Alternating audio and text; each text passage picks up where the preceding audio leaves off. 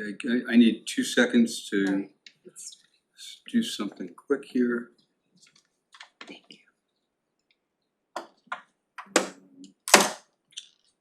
I'm going to be randomly muting just so you know, in case I have a teenager who needs something.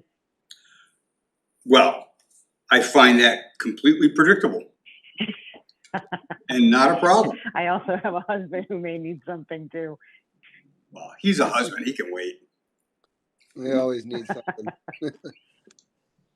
Sorry. Okay, so give me one more second. I'm just setting up my auto recording.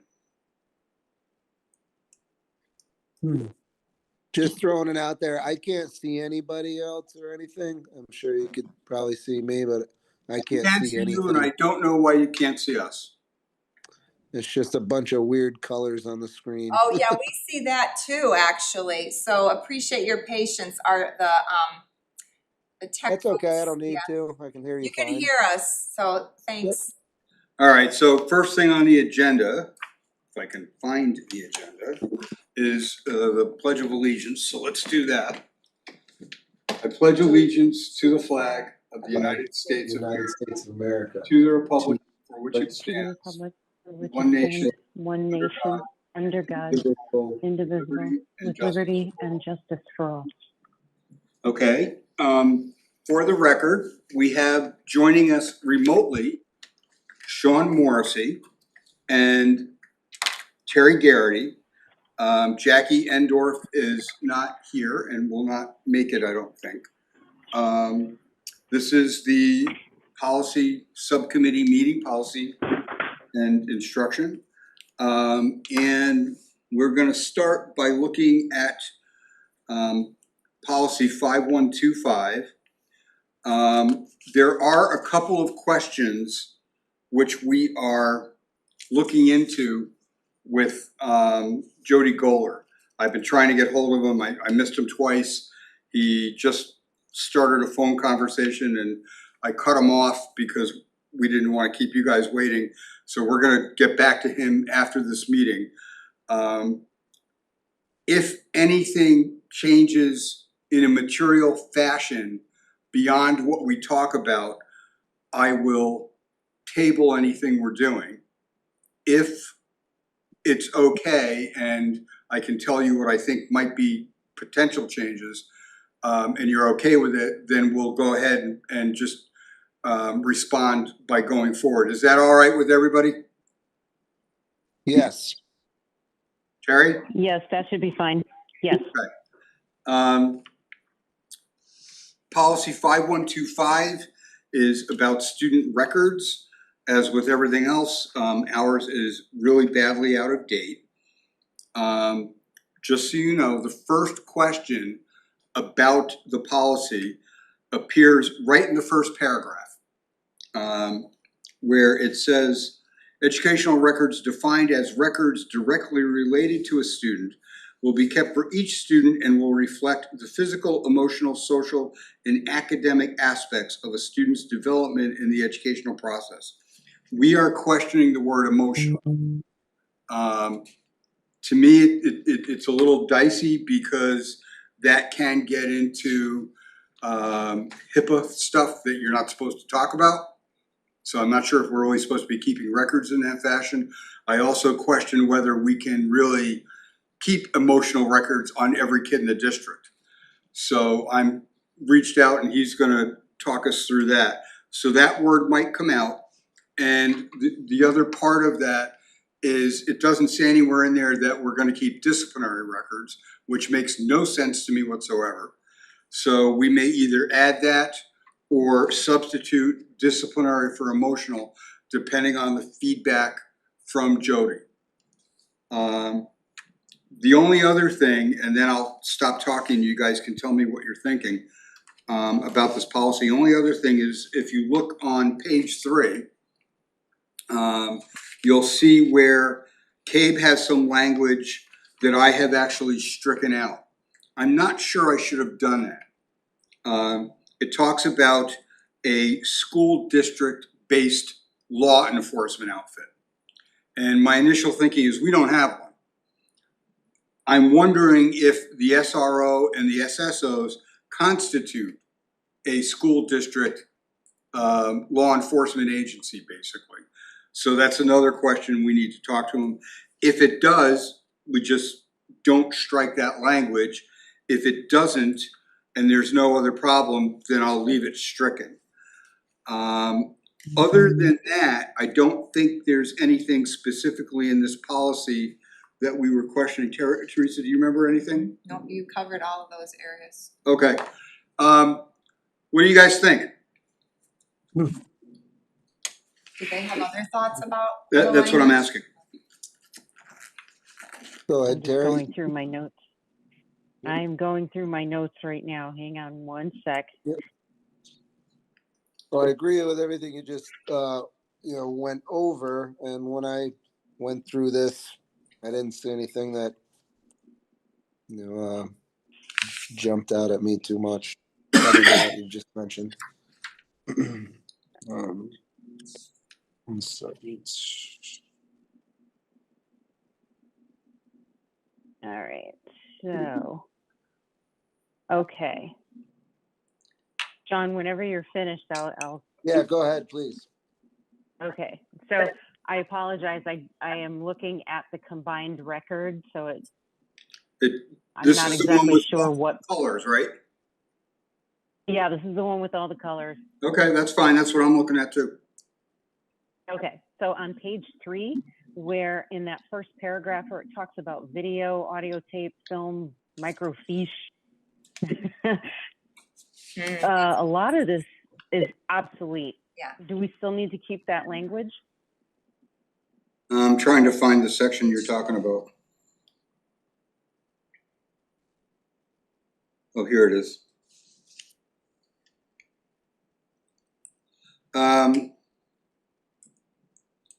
I don't know. Last sentence.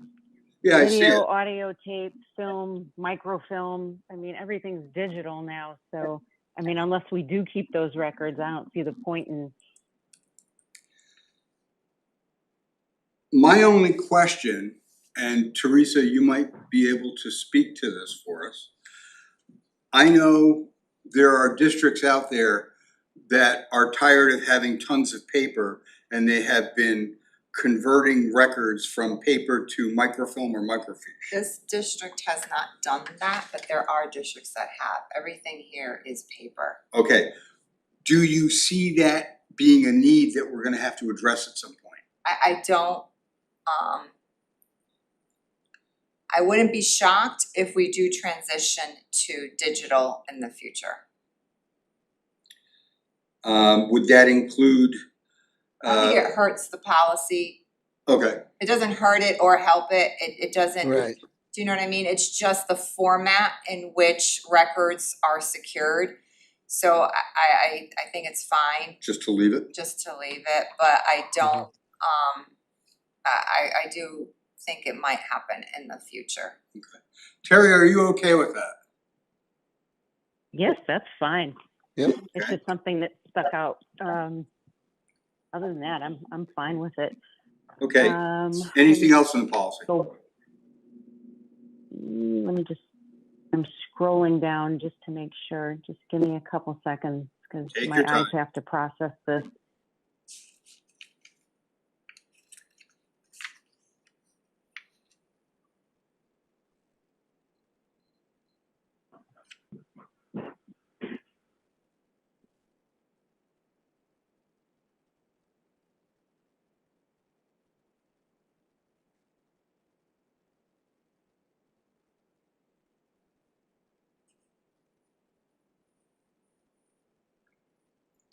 Okay, page 14. I had a question on the section that speaks to notifying parents. It's under number 3 where it discusses permitted records. I don't have a number 3 on page 14. Oh, I have it on page 13. Is this directory information? Is that what you're talking about? number 13. It's the edge. It's the last part of It's a continuation of item number 3 on page 14, on page 13. Okay, a student's ID number? The sentence starts, permitted uses are those records having clear importance. I'm sorry, are you there? Yes, Okay, I couldn't hear you, hon. Yeah, it's really choppy. oh, I'm sorry. If you look at page 13, number C, it's the sentence that starts permitted records. And then go to the top of page 14.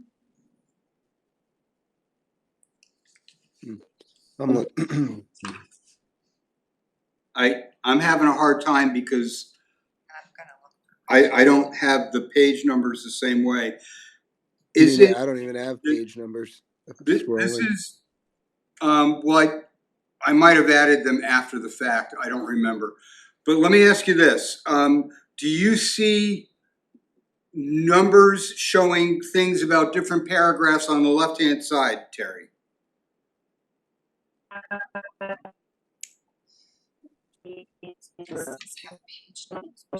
If it helps, the section that I'm referring to is under types of records. If that's helpful.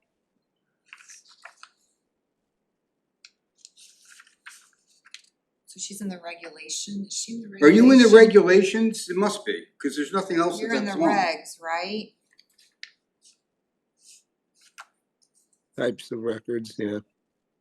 Yeah, this whole section speaks to, let me see. Yes, it's It is in the part regulation 5125. 5125. It's under, yes, It's under, I'm sorry, I should have clarified that. Okay, you gotta do it again, we can't do two voices because we don't hear either correctly. Okay, so listen, go under, it's under R 5125, it's in the Mhm. regulations. Right, we got that, next. mhm. So I have if a you list of, scroll down to the section that says types of records.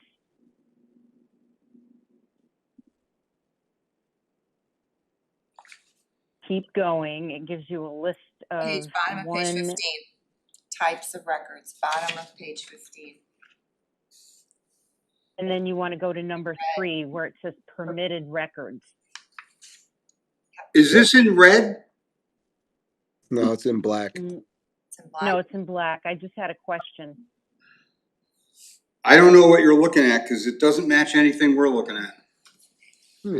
Really confused. Oh, I'm seeing Oh. what you're seeing, Terry. Yeah, so you have what I have? That's yeah. okay. If So I'm not crazy. In black, okay. because if Maybe you're it got changed.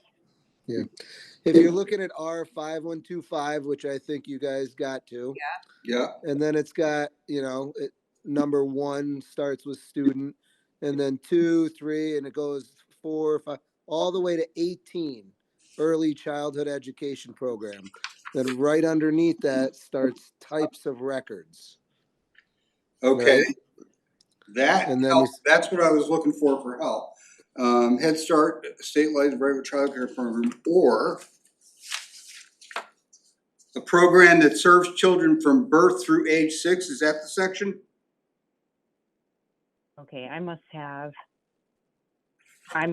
some another version of this. The one that I'm looking at speaks to, yeah, that's correct, because number 18 says early childhood program. yes. And then underneath that says types of records. Mm-hmm, And then underneath that, it says Mhm. mandatory mm-hmm. student records. And then it gives you A through L. And then Yeah. if you go down past number 2 and go to number 3, that paragraph, which is Where at it the says top of the permitted next records? page. Yes. Yes. Yes, that Okay. paragraph. All right. So what is it that's in there that you're concerned about? Okay. It speaks may be destroyed after 6 years following the student's graduation or the graduation of the class to which he or she belonged after appropriate notification to parents. So the question I had is, a lot of times these families wouldn't be on Parent Square anymore. Do we have a database that we can potentially send a notice like this out to? It should be maintained in Power School. You have addresses, that stuff doesn't, I don't think it gets wiped out right away, does it? No. No, we have it. Okay. Is So, that the concern? You wanna make sure we can notify parents? yes, that, and Oh, yeah, I want to we add have some to, additional yeah. language there. One more time. I'd like to add some additional language What would you like that to add? we're going to contact through multiple media types, notwithstanding the database outreach.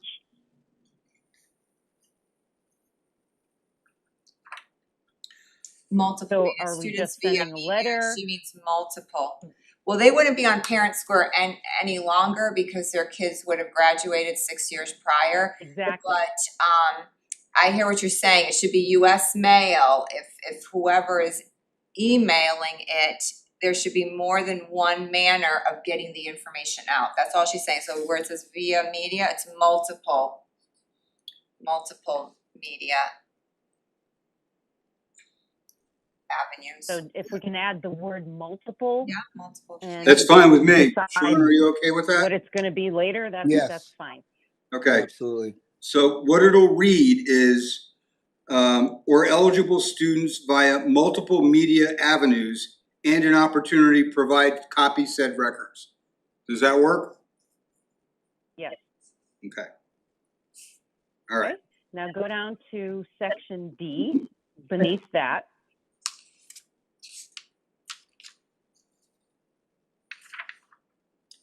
Did you say B or D? D is in Delta.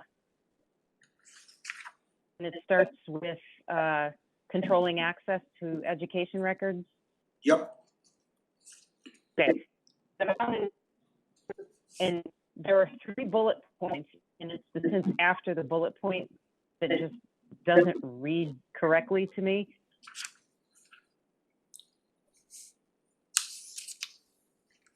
It states it is recommended that access to education records by school officials be tracked. And I'd like to change that to access to education records by school officials will be tracked. Absolutely, there should be a form that's in the file, and anytime somebody accesses the file, they have to write their name and date and what was the purpose for accessing the file. Absolutely. So it just clarifies that we are doing that. I don't have a problem to it. I'm just trying to figure out where it is. How far under did you go? How far below? So if you are from the last section that we were at, go to, there's another section that's just access to student records. And if you go to item D, and it's got 1 and 2, and then 3 bullet points under number 2. It's that last sentence. The first words after item D are in controlling. Is that the section we're Yes. talking about? Okay, it's on Yep. page So 33. Okay. And then it goes on to page 35. In controlling access to educational records by school officials and outside service providers, schools must, is that the section? That's the section. Okay, and where is So it there's that you a- want it changed? Where it says may. Okay, under that second item, where it says schools may use such methods, there are 3 bullet points there, and then there's a sentence at the end of it. Oh, I that see it. says, it is recommended that access to education records by school officials be tracked. I would just like to clarify that to say, access to education records by school officials will be tracked. You got it. Good catch, actually. Mhm. I can't believe we missed that one. Hmm. Sean, I assume you're okay with that? Absolutely. Nice catch, Terry. Yeah, really, good job. Anything else? Yep, the next paragraph under parents. That first sentence, where it begins, parents of currently enrolled or former students. I'd like to add under 18 after Okay, the before word you go on, student. let us find what you're talking about. Yeah. What is this? It's literally the next sentence after what we just changed. Parent of currently enrolled or former students. I don't know why mine's- In section A under parents. That first paragraph.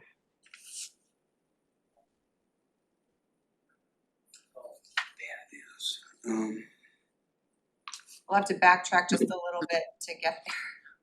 Yeah, just it's further down. Further to how much parental consent.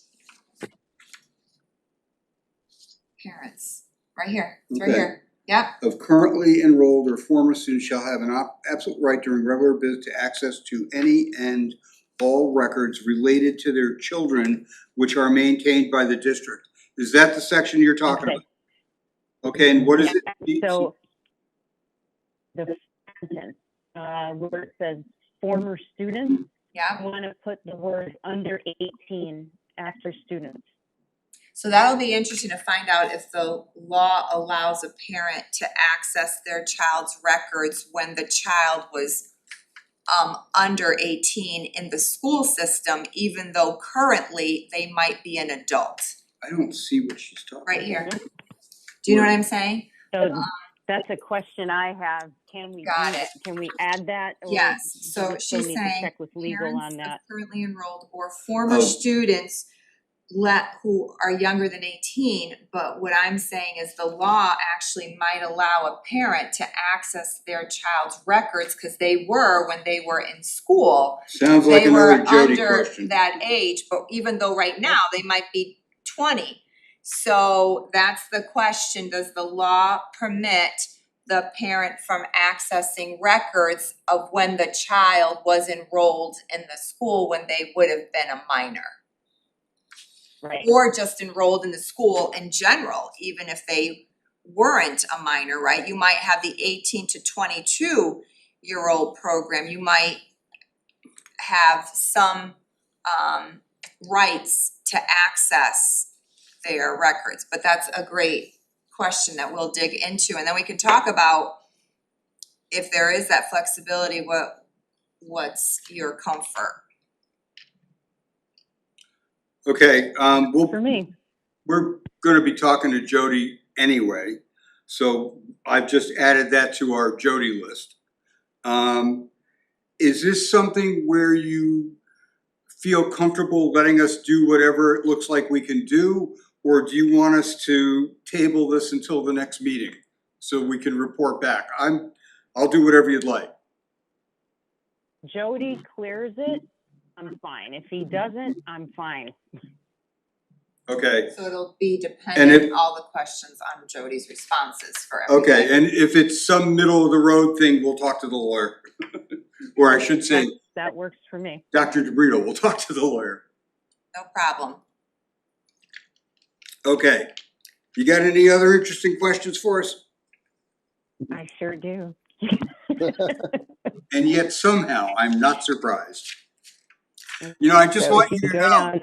that Teresa was very concerned that you were possibly not well enough to give us feedback because of your accident. And I said, no, she's fine. I think you've proved me correct.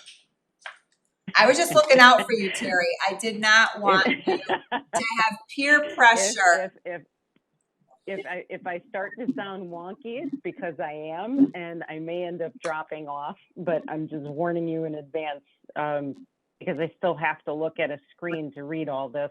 Oh, okay, yeah. Okay, well, let's go through quick then. What else you got? Okay, so if you go down to Did we lose Sean? No, it's been cutting in and out. the Sean, can you still hear in us? that same There he is. section. Okay, yeah. All right, go ahead, same section. Okay, same section. There's four, A, B, C, and D. Go down to D. when a parent's dominant language is Mhm, not English, the mhm, district shall make an effort to, and then it mhm, speaks to providing interpretation. mhm. What I was thinking about with this one, it needs to be clarified a little bit, because I want to say that the interpretation has to be timely and it needs to be provided by qualified professionals. But it also needs to emphasize that these services are free to families. The thing that I'm worried about here is that I don't want to rely on students or untrained staff as interpreters. Well, that would be illegal, that a I know how student, that goes. would be able to, Exactly, no. exactly. An So interpreter it's could just actually be clarifying that. a certified teacher who maybe teaches that world language, Mm-hmm. right? So, oh yeah, that would, And I can't, All I want to do is just kind of clarify that a little bit.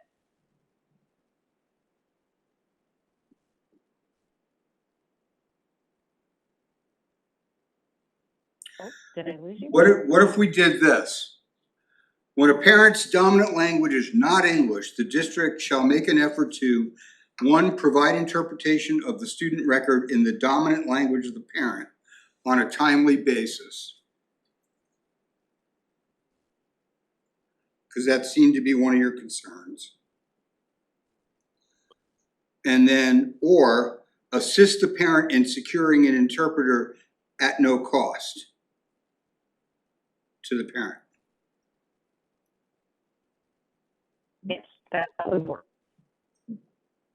Sean? Yep. Okie dokie.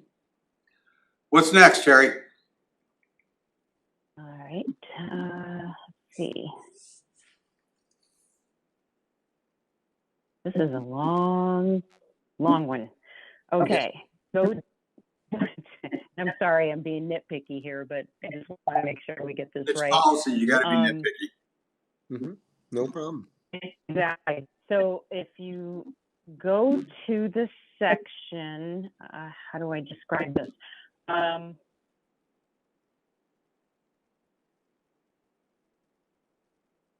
In the section that says with parental consent.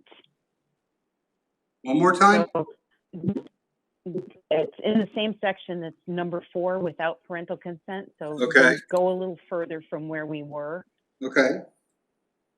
And then there are 1, 2, 3, 4, 5, 6, 7 in section A, and then there's a section B to this particular section.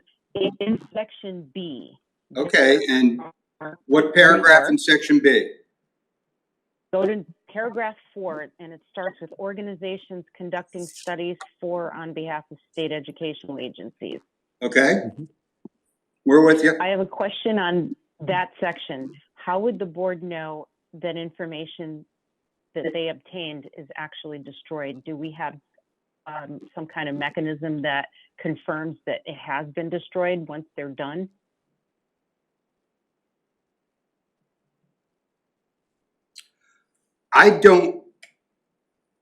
I'll speak for myself. I don't imagine that there's any mechanism or could be any mechanism by which a district could play cop with state agencies. I don't, unless you wanted to sue them. It says organizations conducting studies for or on behalf of state educational agencies.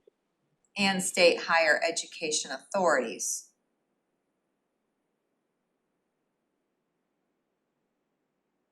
So, It could be a university. I mean, yes, they're doing it on behalf of the state, Mm-hmm.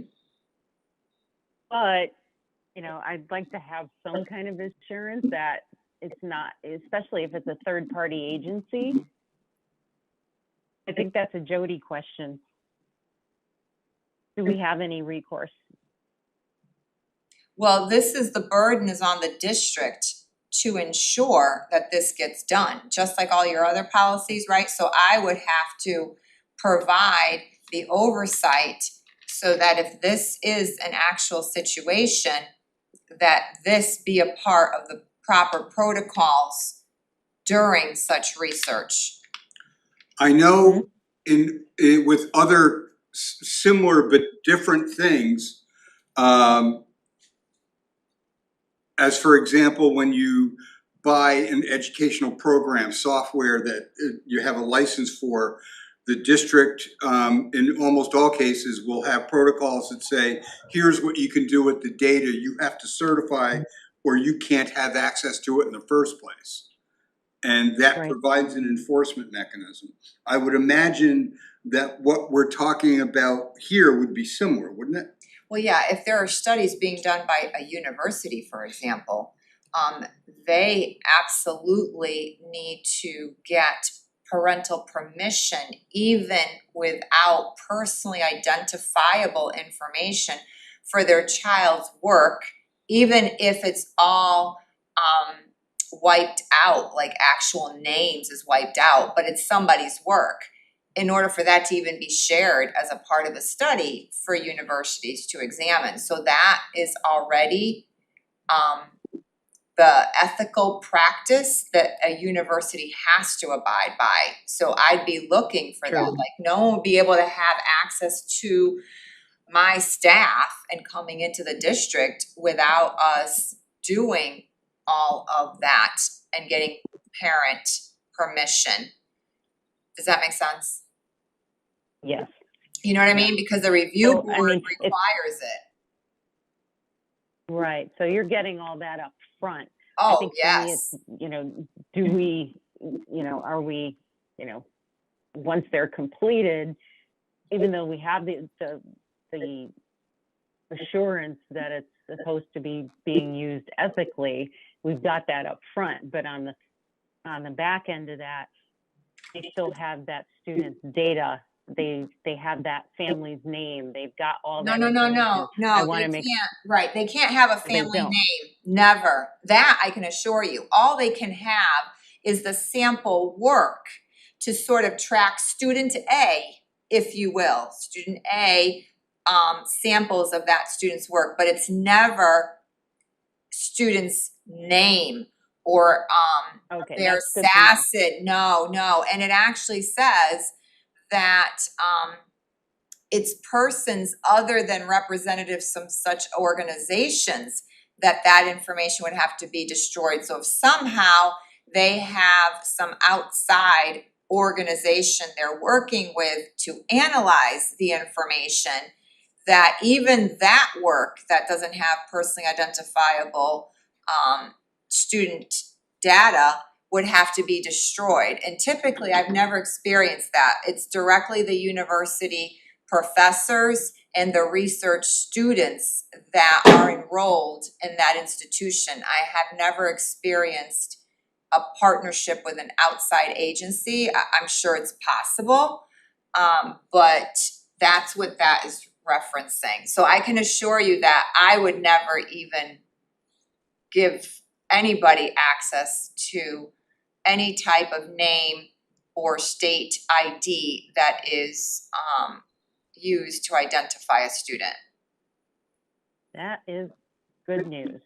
Okay, so then what I would suggest then, that very last bullet point that says specifies the time period in which the information must be returned or destroyed, I would add and provide confirmation of such actions to the district.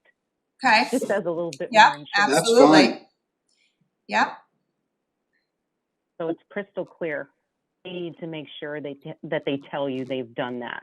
Okay, so repeat what you just said. Never mind. And provide Yes. And With provide, evidence. and provide do you have it? yeah, To confirm such action.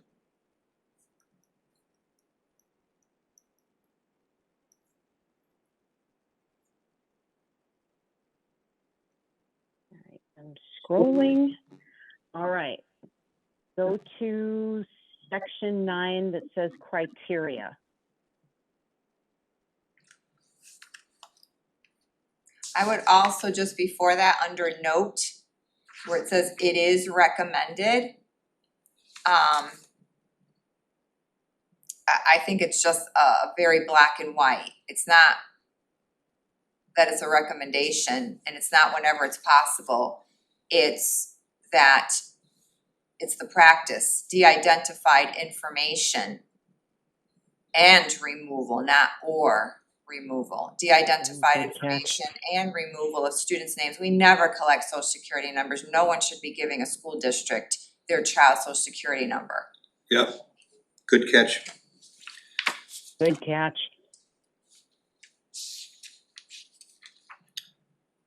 All right, now, what was the next section? Uh,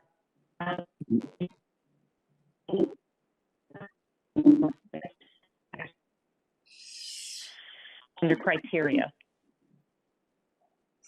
Try that again, you're cutting in and out a lot. Under section 9 for criteria.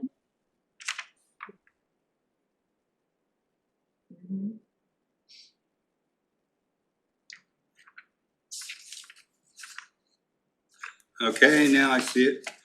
And Okay, under point number 3 under B, B3.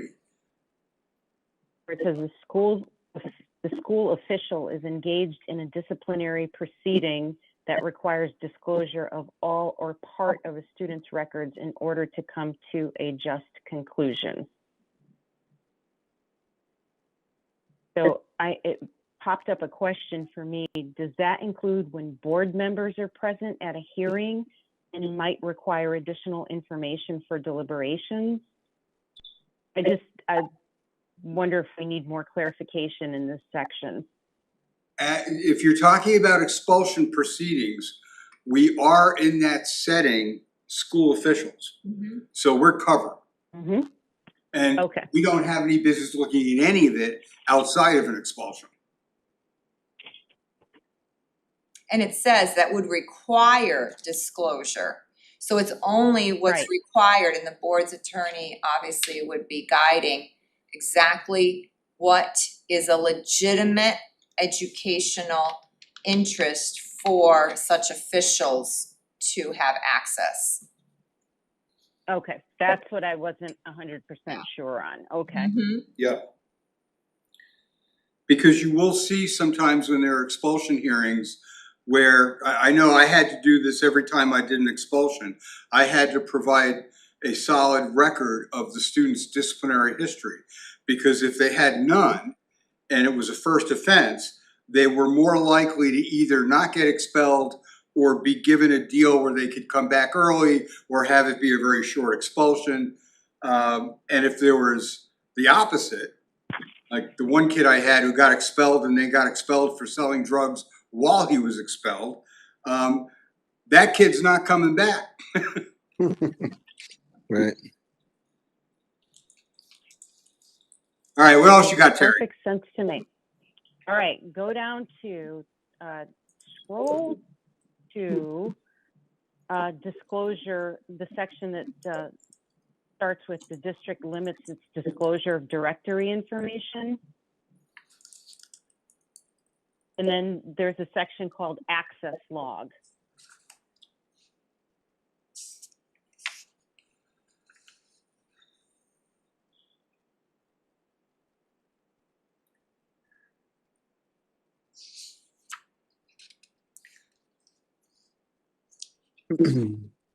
What did it Let me start know off? when you- Yeah. What It says it's disclosure of the, under limited disclosure of directory information. I think it's listed as an alternate section. If it's Oh, yeah. alternate, Yep. We don't have to. Yep. then we're If not it's using it. alternate, then are we using it or not? Okay. No. No, the alternate stuff's all pulled out. Okay, that is very helpful. Because I had a question about third-party access.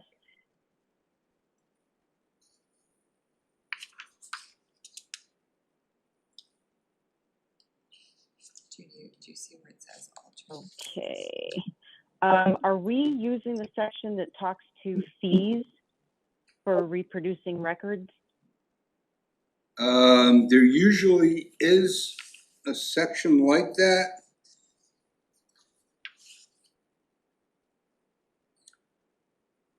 I don't know which one you're talking about, though.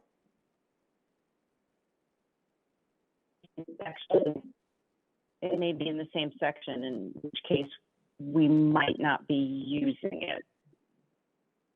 If you scroll down past that section that I was talking about that we're not using, there's another section that says fee for reproducing records.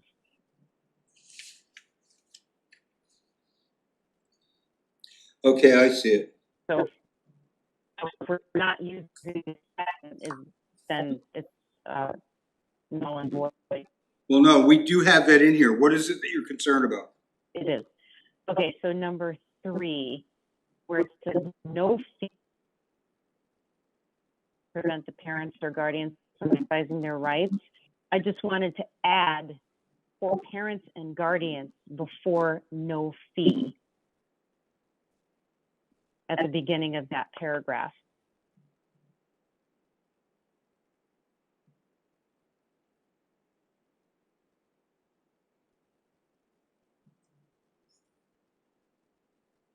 I just think it's the Well, way that it's written. if you read it, Terry, no fee shall effectively prevent the parents or guardians, that's covered, be charged for searching or retrieving a student's record.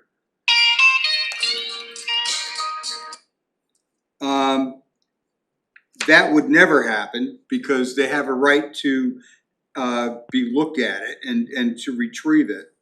And it would be made furnishing, so there's limits there. I think it's covered. It is. I think it's just the way that it's written. It only mentions parents and guardians under A. It's just the way that it's written. I think for me, if Well, I parents and think part guardians of the were concern, named up front, that's the only thing that's bothering me. Otherwise, it's fine. It's Right. not that big of a deal. To reproduce, but you Right. can't charge them to actually can't, and- access it. and the items in B and C could apply to parents or guardians, but it could also be applied to a graduate. So putting parents and guardians in the first line where you're talking about would actually limit the coverage for graduates. You can't do that. That's true. That's true. All right, we'll scratch that. Okay. And it allows for transcripts at no fee, right? It goes on to say you can get up to 2 transcripts of former records. Okay, that is it for me.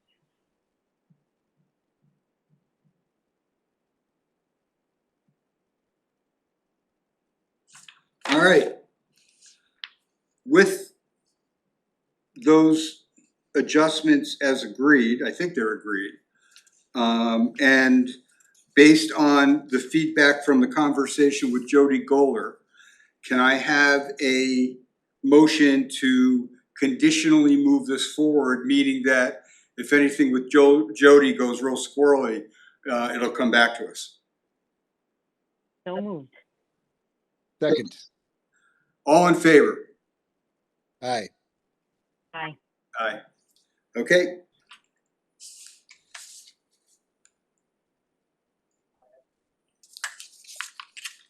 All right, what's the next one on our list? 9132 bylaws. All right, you were gonna send me some stuff.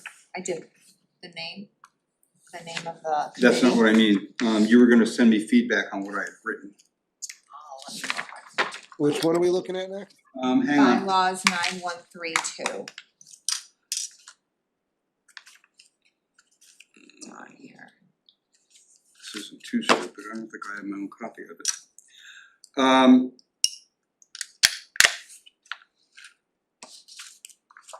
I gotta bring it up on my computer because I brought the wrong packet. Oh, yeah. Okay. This is a quick one. It's relatively short, but I Yeah, made it's some right here. changes. This,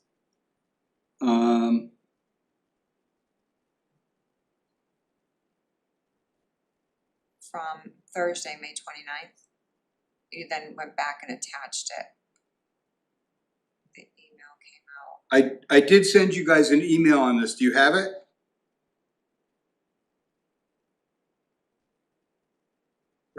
Thursday, May 29th at 9:05 in the morning from Jim, policy 9132. I mean, I have the policy. I'm just, Do you have the edited version?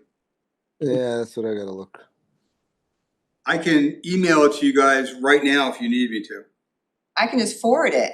I'm in here. Well, You in here too? Do you want me to just forward it to you right now? I'll just do that. Cause you're in I here. have it, the edited one, in front of me. All right, what about you, Terry? I just sent it just in case. Yep. Hey, Terry, did we lose you?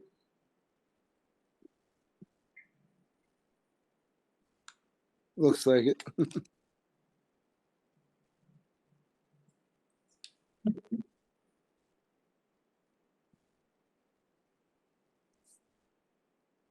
I am just gonna text her really quick, Yep.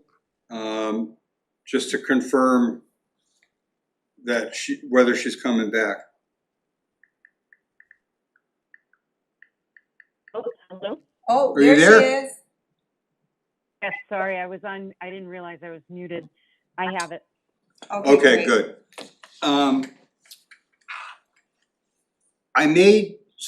This started with a request from Dr. DeBrito to adjust some of the names, or one of the names Our committee of name. our committee. And having spoken with Kira, it also seemed advisable to change the official name of her committee also. And then in my usual fashion, I went through and started kind of editing some things. Some of what I edited, I'm not even sure that I think it's a good idea. So I had asked Dr. DeBrito to look at it, let me know what she thought. I think she got busy and I forgot that she was supposed to do that, so I didn't remind her. No, that's all right. I'll do it here. Well, that's what I figured, it's short enough. Yeah. All right, so, I think they're taking a minute to review.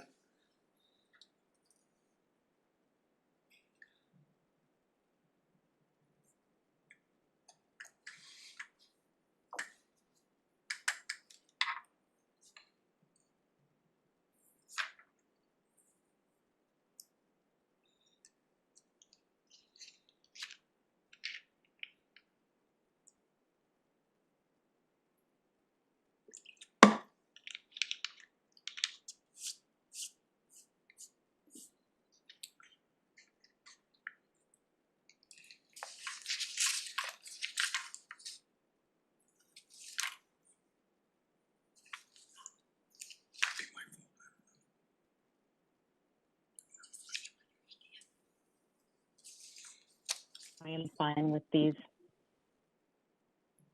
Sean, do you have any questions or concerns? No, I mean, I'm fine with it from what I'm seeing. Just a simple little thing. In the business and planning, I see business and planning is in green, but it's still strucken out. Is that what the committee is gonna be called, or is that supposed? It would be business and planning instead of the long finance, facilities, planning, transportation, and Right, so communications. just business and planning. Yeah, just what's in green, the subcommittee for business and planning. Right. Is that just on me, or is anybody seeing that it's still strucken out? Like the line strikes all the way through the subcommittee for business and planning. I don't know why you're seeing that.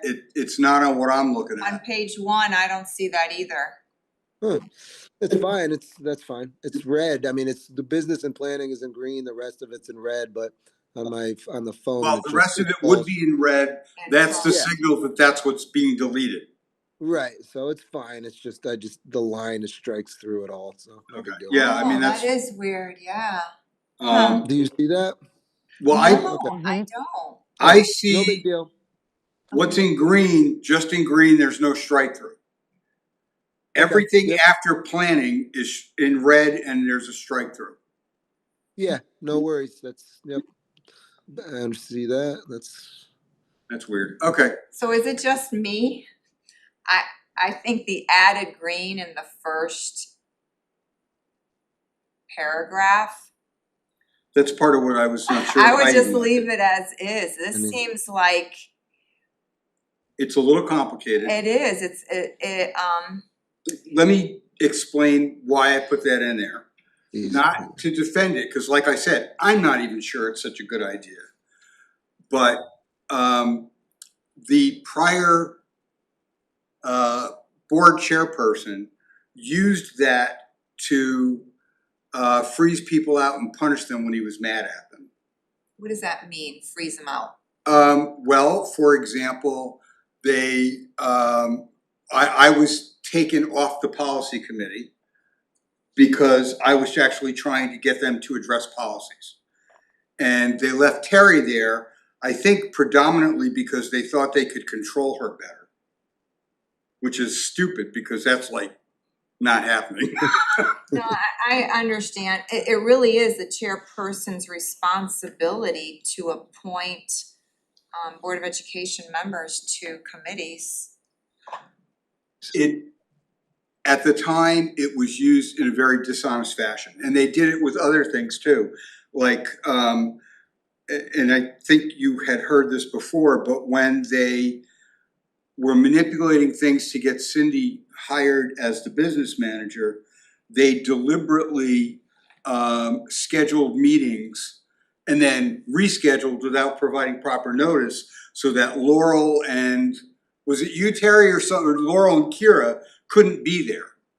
So that's very different than Oh, this. that To was- schedule meetings, that- reschedule, that's something completely separate It from is. assigning committee members. It is. It was just part of what left a bad taste in my mouth. It's just bizarre because the board actually votes to determine who the chairperson is. So once the board, and that you need to have the majority to approve, I just think it is the chairperson's responsibility to assign, but to bring it back to Yeah. the board and have the full board approving these assignments, then you're taking away the responsibility and the endowed power of that chairperson. I would say you're not taking away the responsibility, you are limiting the power. And that was the intent. But, as I've said 4 times now, I'm not even sure it's a good idea. So if you guys want, I'll delete all that. If the board, I have to agree on that one. Okay. I think that we should not have that section in there because it's a double-edged sword, Jim. Well, like I said, that's, the more I thought about it, I had my own questions. if the board wasn't the body with individual votes to actually determine who the chairperson would be, then maybe I could make sense of that, but it's the actual board that gives this responsibility and power to who they vote to be the chairperson. Right, except that once you've done that, Yeah, it's then very difficult to control them. for that year until you vote again, potentially. For 2 years, it's a 2-year term. But every year, you're voting on the chair every summer, no? It's Okay. always been, 2 a years. 2-year term. Okay, I think technically you're supposed to, but I don't think they Yeah. ever did. okay, so there we go. We'll be technical. Okay. All right, Sean, are you okay with that? Yeah, it was, either way, it was kind of, yeah, okay. so I'm deleting most of that. Here's what I'm gonna leave, and you guys can tell me if it's okay. Standing committee members shall be appointed by the chairperson of the Board of Education at the first or second full Board of Education meeting following each biennial election. The prior language was at such time as the board decides to create or recreate the committee. Nope. Is that all right? I think yeah. Okay. Yep. Question? No question. Okay. None. Each standing committee shall be in session for 2 years only. Instead of the 1 year only? Well, again, it was a game that got played around. And the elections happen every other year. So if you put someone on a committee and they're just there and they're just starting, there's not much value in getting rid of them just as they're actually finding out what they're supposed to do. But it's like anything else. If you guys want to change something, just tell me what you want. No, I'm in agreement with that. I mean, it takes just about that long to understand what's going on and get rolling. Well, that's kind of what I was thinking.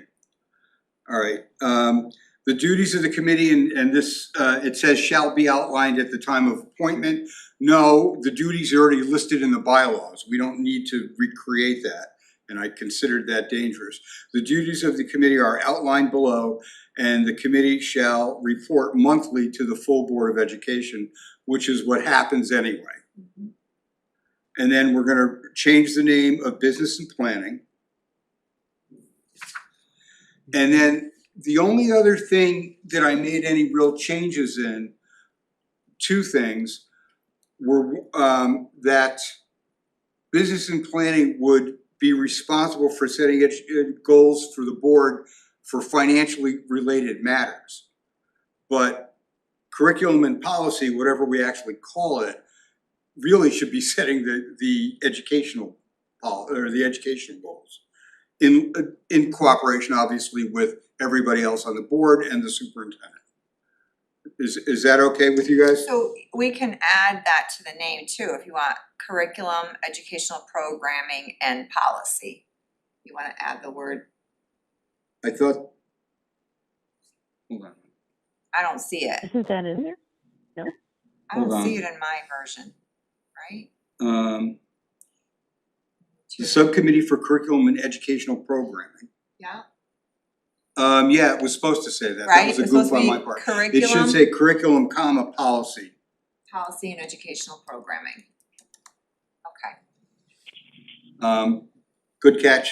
That's what you and I talked about, and somehow it's okay, we lost it. Yeah. I lost it. no worries.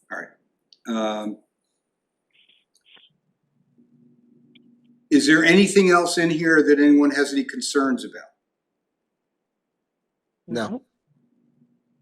All right, the last big change that I want to draw your attention to, just so you'd understand. One of the things, and I talked with Kira about this, one of the things that was supposed to be in the charge of the Business and Planning Committee was that they were responsible for public relations. As she said, we've never done that. So I'm suggesting there be one more standing committee, which would be populated by the subcommittee chair people and the chairperson of the board. It can be different if you guys want something different. I'm used to there being a structure, for example, with a principal in a high school, where you have the principal and then the department chair people are the leadership team, which is sometimes referred to as the principal's cabinet. So to me, it was just natural to think of it as the chairperson's cabinet. But it can be something else. What we can't do, in my view, is not have a committee working on this. We are seeing right now the results of that.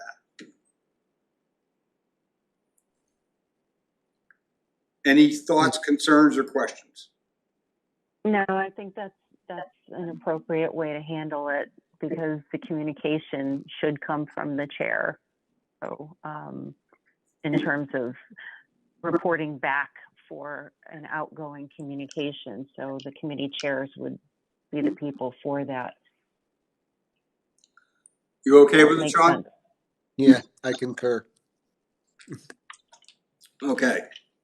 Any more questions or discussion points? No. Nope. Hearing none, can I have a motion to move this forward as amended? So moved. Second. Thank you. All in favor? Aye. Aye. Aye, 3. Okay. And yeah, the next couple of things are stuff we're gonna kind of do an update on and give you some information. And this is where Dr. DeBrito is gonna take over on a lot of this. we're not gonna finish anything with the next few policies today. This is just information sharing. So yeah, it has a policy number, but that's just to keep us in line with what in the future will be updated. So the next policy, curriculum design, development and evaluation, I had talked to Jim about spending time getting input from the administrators, input from teachers on procedures, forms that would be filled out, protocols to follow, starting from textbook adoption requests to piloting, and not rush into us just creating language without the opportunity for everybody to be at the table, because there is different understanding right now and different practices right now. So it depends who I ask, what kind of answer I get. So I was asking if that would be okay to allow the opportunity to do that. So I already have a retreat scheduled. As soon as school gets out with the admins, I've already met with instructional facilitators to talk about work to be done in the summer, because this was budgeted from this current year. I already had included that so that teachers could get paid, but did not want to rush into this because it's just too important. And is that okay with everybody? Absolutely, I'm fine. Yes. absolutely, me, yes. And that was my response. The only thing I stressed to Dr. DeBrito is it needs to be clear that people are giving input. They don't get a right of refusal. They don't get a veto. They get, here's what we think you should do, and then we will judge where we agree with them and where we don't. And she seemed fine with that, and that was my only caveat. Works for me. Yeah, because any input that the committee provides is certainly reasonable to go back to colleagues and say, here was a different perspective. Excuse me one second. Hey, Maddie. Okay, I'm in a meeting, bye. So, because you have different perspective, and it's always good to get thoughts from folks who might not be at the ground circle. level where the work is, right? Like, we just know it, so we might just totally miss something, and then you ask a question and be like, oh, we do need to make that clearer, because we're doing this not just for ourselves, but for the community at large, including parents and students. So yeah, that would makes be perfect fine. sense. That would be great. All right, so we'll go ahead with that. Next item. The next item, and I'm recognizing policy 5131.81, use of electronic devices, that I was going to share survey results, and reflecting that you have not been provided those. I don't think Kelly provided those. You can correct me if I'm wrong, but I'm pretty sure it didn't make it into the packet. No. No. So it's Mm-mm. it's coming, so we'll have to make sure at the next one that we do that I get that to you ahead of time, because this was originally on the same agenda from last week's meeting. It's easier if we were all in person, I'd be able to just pass it out, because I had copies of Yep. them. But I don't want to rush it either, but there is guidance. What the state legislation indicates doesn't really give any teeth to anything. It just is a district by district decision, and there are schools I know that have implemented some robust policies to prioritize learning and learning environments.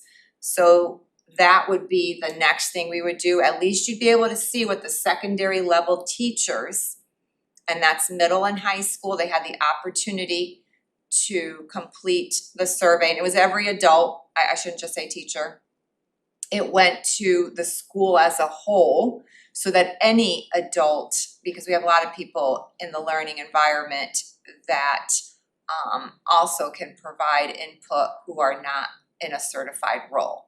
So that will be a starting point for this policy, so we can have some discussion about what we might want to do with it. Is that okay? Great. Absolutely. Just as a little Yes, I precursor. totally agree. That's great. Definitely looking forward to seeing those results. Well, a little spoiler here, you're gonna see that teachers generally feel like those devices interfere with their ability to teach, which I suspect is That's what I would have assumed. I would have thought. And I, for one, will be in support of having a mechanism to control that problem that does not require individual teachers to decide if they're actually going to do what they're told. Mm-hmm. I will be seconding that. And the I will administrators, third it. right? And the administrators, that they would say, this is a Board of Education policy. And Yep. we're supporting and elevating and prioritizing learning. And so that's what we're about.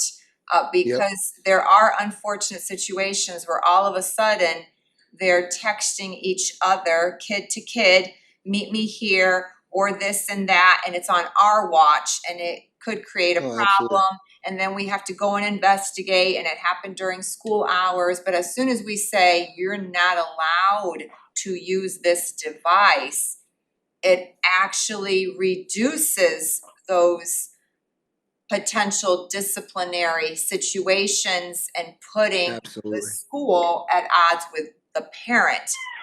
I So, couldn't agree more. I Same can't here. tell you I'm guys, go ahead, Sean. Yeah. No, not at all. I was just gonna say I'm not even a fan of just the leaving them in your pocket thing, because No, the thing because they don't buzzes leave every them in their 25. It buzzes every 25 seconds. It's still a distraction.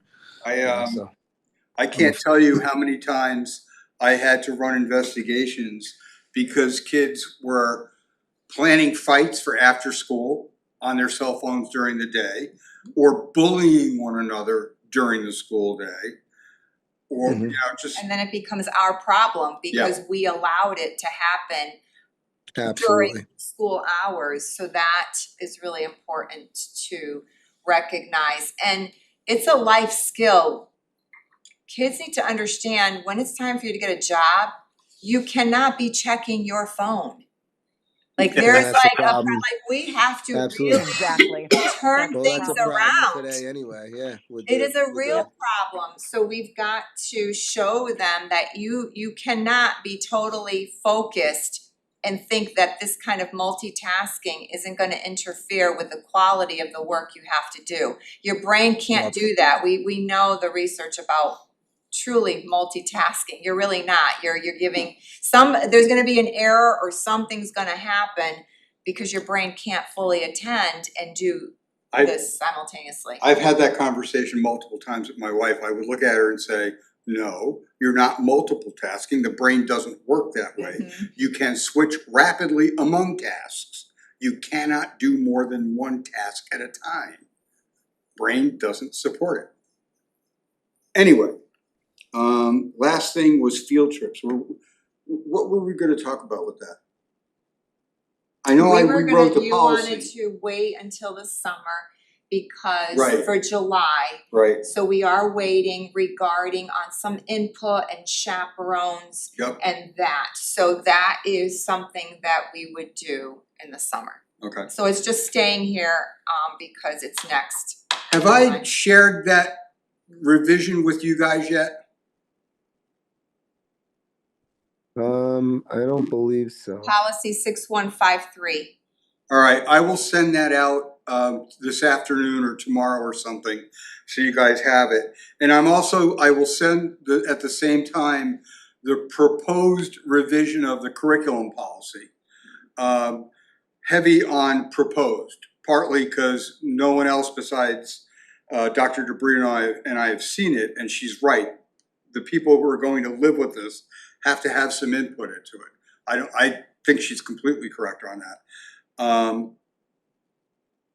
So you'll at least have an idea of sort of, you know, a little forward thinking what's going on and be a little bit less rushed.